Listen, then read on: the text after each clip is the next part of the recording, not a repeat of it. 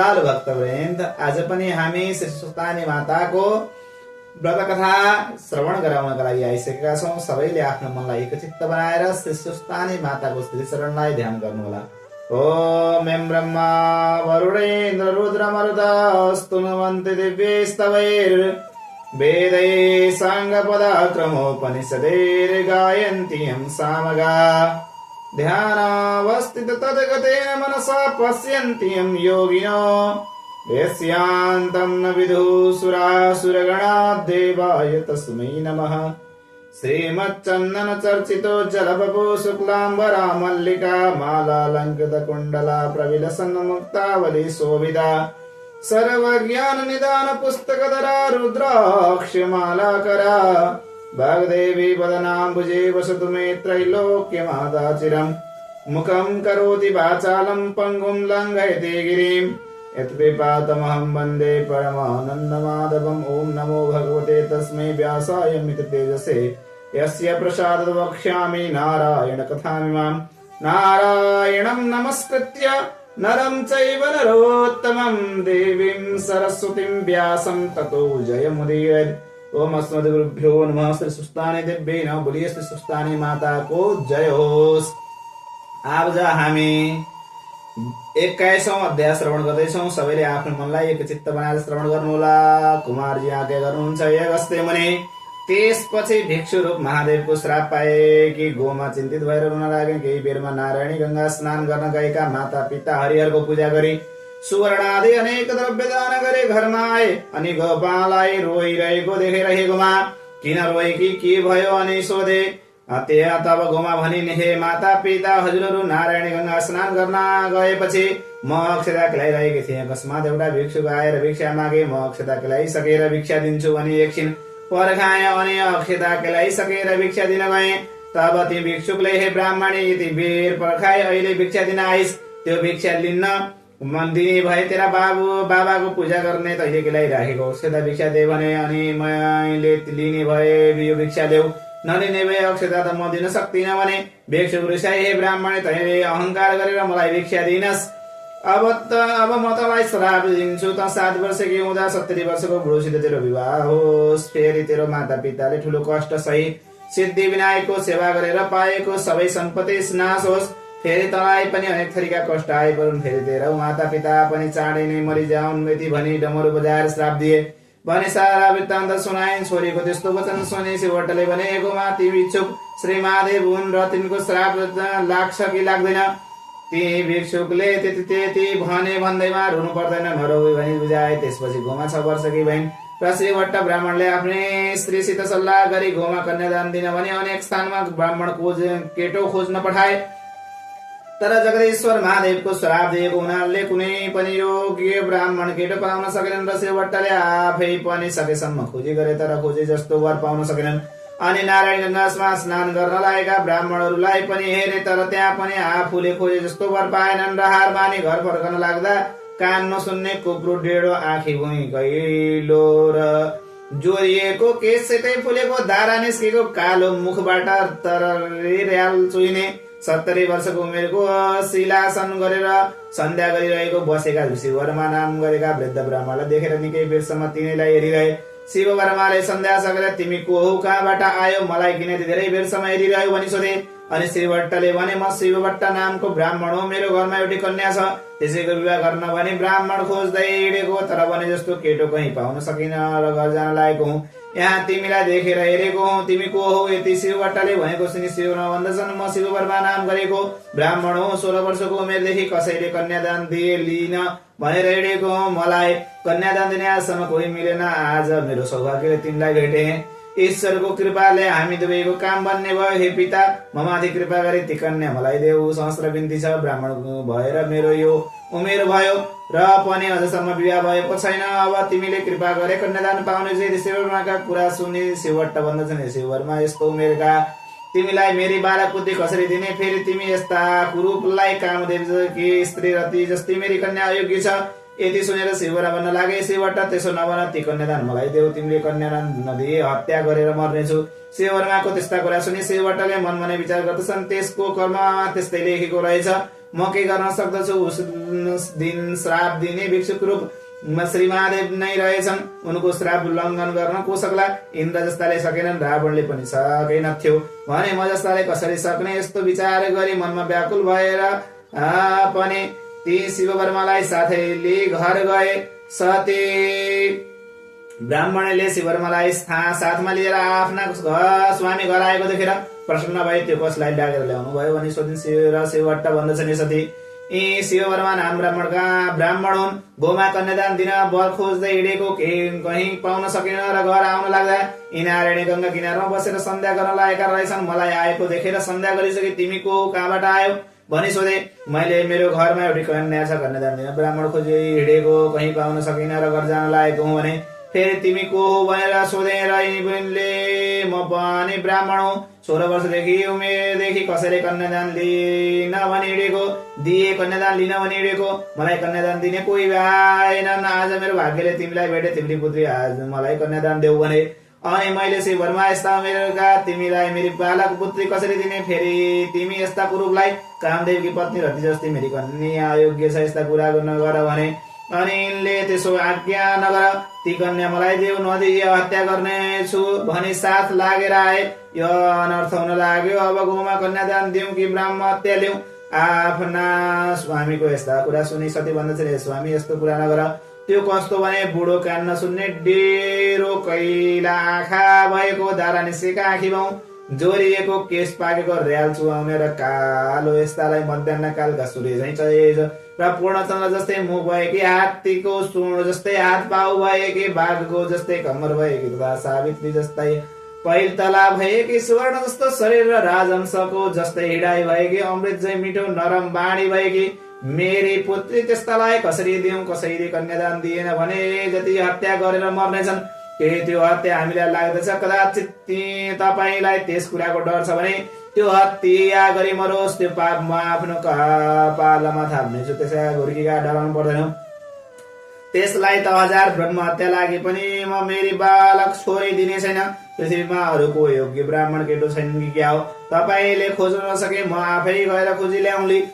शिवभट्टकी पत्नी सतीका त्यस्ता कुरा सुनि शिववर्मा भन्दछन्, हे माता, यो संसारमा बालक पनि छन्, वृद्ध पनि छन्, राम्रा पनि छन्, नराम्रा पनि छन्। कसैका धेरै सन्तान छन्, कसैका एउटा पनि छैनन्। कुनै पुरुषका आफूभन्दा उमेर वर्ता भएकी स्त्री छन्, कुनै स्त्रीका आफूभन्दा उमेर पाकेका पति छन्, कसैका स्त्री छैनन्, कसैका पुरुष नै छैनन्। कोही निर्धन छन् त कोही धनी छन्। कुमालेको चक्र जस्तै घुमिरहेको यस संसारमा बुढो को हुँदैन र कसैले मर्नु पर्दैन। यसकारण ती कन्या मलाई देऊ, नदिए म दुवै स्त्री पुरुषलाई श्राप दिए प्राण त्याग्नेछु भने प्राण वायु ब्रह्माण्डमा खिची मर्न तयार भए। अनि शिवभट्ट डराई भन्दछन्, शिववर्मा त्यसो नगर, मेरी कन्यालाई तिमीलाई नै दिन्छु भनी सम्हाली भुजाई गोडा धोएर माथि लगी बिछोना बसाले। तर सतीले भने मानेकी थिइनन्। तर शिवभट्ट सम्झाउन थाले, हे सती, उस दिन गोमालाई श्राप दिने भिक्षु रूपमा श्री महादेव नै रहेछन्। अब 33 कोटी देवी देवता हाम्रो सहाय भएर आए पनि त्यो श्राप टार्न सक्ने छैनन्। दैवले यस्तै पारेर लायो। ढिपी नगर, गोमा यिनीलाई कन्यादान गरेर दियौं।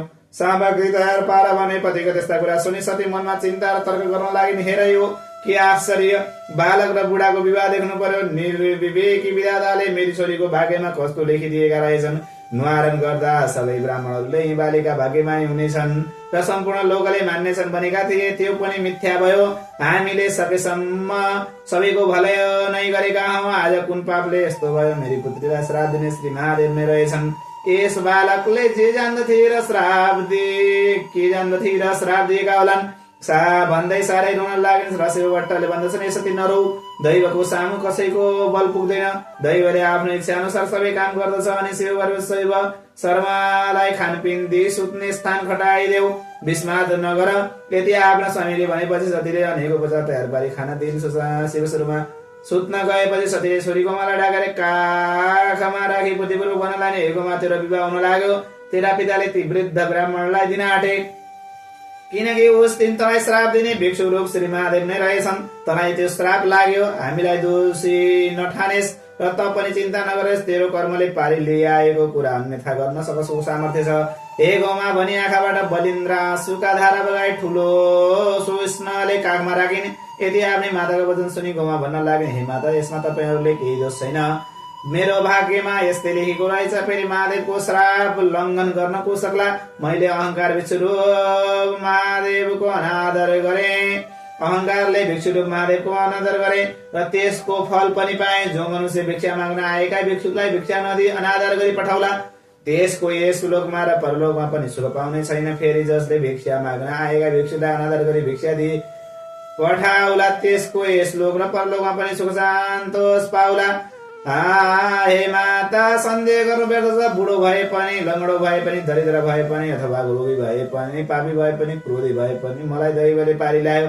रामचन्द्र जस्तालाई त दैव लागेर वनवास जानु पर्यो। वनवासमा पनि सीतालाई रावणले हरण गरी लगिदियो। फेरि महादेव जस्तालाई दैव लागेर कालकुट विष कण्ठमा राखे, नीलकण्ठ भइरहनु भयो। फेरि युधिष्ठिर जस्तालाई धर्मात्मालाई पनि दैव लागेर जुवामा राज्य हरि वनवास र गुप्तवास समेत जानु पर्यो। फेरि द्रौपदीलाई दैव लागेर दुर्योधनका सभामा बेइज्जत हुनु पर्यो। फेरि राजा बलि जस्ता दानीलाई दैव लागेर पातालमा बस्नु पर्यो। फेरि मायाका अधिपति श्रीकृष्ण जस्तालाई दैव लागेर आफ्नै अगाडि आफ्ना नाति अनिरुद्धलाई बाणासुरले नागपासले बाँधेको र 56 कोटी वंशको नाश भएको देख्नु पर्यो। फेरि सम्पूर्ण संसारमा प्रत्येक जीवको सृष्टिकर्ता ब्रह्मालाई पनि दैव लागेर आफ्नो शिर कटाइरहनु पर्यो। फेरि देवताका राजा इन्द्रलाई दैव लागेर स्वर्ग छाडेर भाग्नु पर्यो। अत हे माता, दैवको गतिको लङ्घन गर्न कोही पनि सक्दैन। पूर्वजन्ममा आफूले गरेको कर्मको फल अवश्य भोग्नु पर्छ। फेरि जस्तै ठुलो घडा लिएर कतै बर्ता पानी भएको नदी वा तलामा गए पनि जल घडा भरि मात्र आउँछ, त्यस्तै आफ्नो भाग्यमा लेखेको मात्र हुन्छ। सन्देह नगर्नुहोस्, तपाईहरूले दिएको ठाउँमा म खुसी साथ जानेछु। पुत्री गौमाका त्यस्ता कुरा सुनि सतीले प्रसन्न भएर भनिन्, हे गौमा त धन्य रहेछ, त्यस्तो सानै अवस्थामा पनि यस्ता ज्ञानका कुरा गर्ने भनी दुवै आमाले छोरी रातभरि त्यस्तै गन्थन गरेर पातकाल भयो। शिवभट्टले शिव शर्माको कपाल खौरन नाउ डाके, हात खुट्टाका नङ काट्न लगाए, मन परेको खाना लाउन दिई पाली राखे।